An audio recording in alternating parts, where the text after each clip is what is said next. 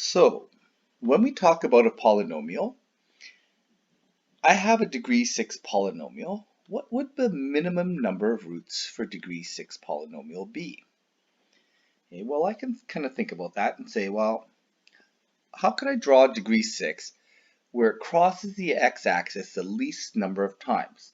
So I can say 1, 2, 3, 4, 5, 6, and I can draw a 6th degree where it does not cross the x-axis. So I could have, at minimum, I can have a minimum 0 roots. In fact, I've drawn it.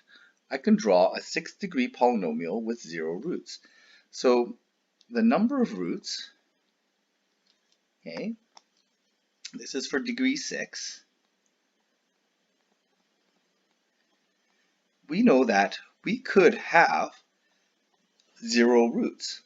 Now we could have more. We could have 1, 2, 3, 4. But what's the most? It can only have a maximum of 6. So we know that's got to be somewhere between 0 and 6. But we can have 0 roots. We can have at the most 6 roots. We could have 4. There's a way to get 5. If we just kind of bounce it off the x-axis, we can actually have odd number of roots. But we're going to have at most 6, at least, at minimum 0. Okay? So then for degree 9, we should be able to say the same. We should be able to get 0. Well, is that really true? Okay, and what would the difference between an odd and even power be? Well, an odd power, let's say we started from down here, 1, 2, 3, 4, 5, 6, 7, 8, 9. Well, I can't avoid crossing the x-axis with an odd number, because since the arms point in opposite directions, at some point it has to cross the x-axis. So for degree 9, we can't have 0 roots. We can have at the minimum 1 root. It has to cross at least once.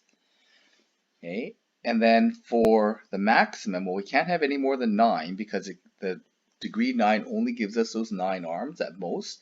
So it can only be maximum degree 9. But at minimum degree, it has 1 root, whereas even powers can have 0 roots.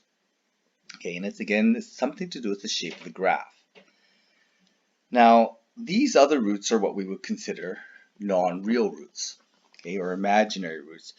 And I'll explain to you why we have one real solution. We have to have at least one real solution for odd, and where we can have 0 real solutions for even. So if I have an equation that looks like this, let's just take it to simple quadratic.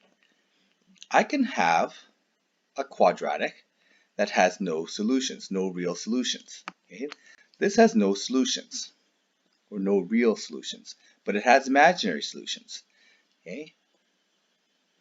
And if I were to draw this graph, x squared plus 1 equals y, we can see that, yeah, it's a quadratic that doesn't cross the x-axis.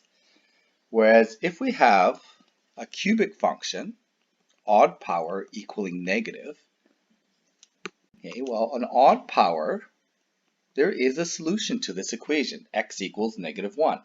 So there's at least one real solution when we have this. And that's why, and that actually is why, we have to have at least one real solution for any odd power.